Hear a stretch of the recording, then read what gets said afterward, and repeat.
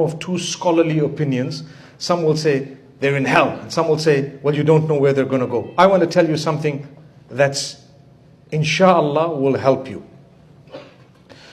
Do you believe Allah is just? Do you believe Allah is kind? Do you believe Allah is merciful? Do you believe Allah knows what He's doing?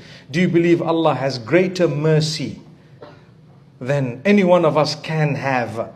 Do you believe that Allah Almighty will always do the best? Leave it in the hands of Allah. Have good hope and leave it in the hands of Allah. Keep trying with them, and inshallah a day will come. Who knows? And even if some of our folks have passed on, Allah alone knows what's going to happen to them. I know there's evidence in the Quran that proves that if a person died in this way, then hellfire is awaiting them. If a person died in that way, then they're doomed, and so on. Those are warnings from Allah subhanahu wa ta'ala. Whether or not my folks or your folks fall, or I fall into the category, is left for the Day of Judgment. On that day, Allah will decide which category they fall in and why they fall into this way and why not, and so on. The deeper debate of exactly where they're gone right now or where they're going to go and so on, you know what? Leave it for Allah. Some people cannot navigate through it because there is a natural love that Allah has placed in your heart for your biological family. Come what may. It's acknowledged in Islam. Your mother's your mother, even if she's a disbeliever. She's your mother.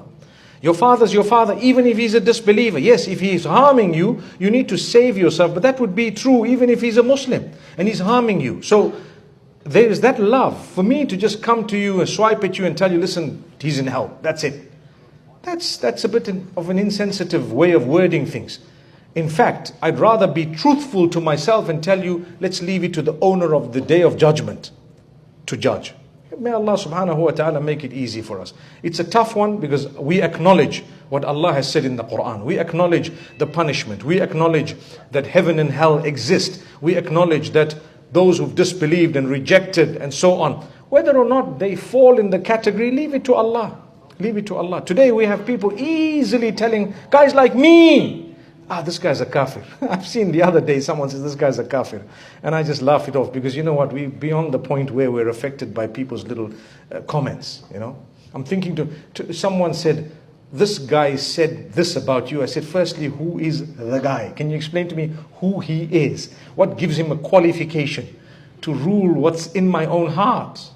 I mean, what gives you a qualification to decide what's in my heart? So if you don't have a qualification to decide what's in my heart, how can any one of us decide what's in the hearts of another person? Who knows? Who knows? Allah alone knows. It's a tough one, my sister. May Allah make it easy for you and grant goodness and ease. And may Allah subhanahu wa ta'ala guide your folks to the straightest path. And may Allah Almighty make them closer to Allah than you and I. Ameen.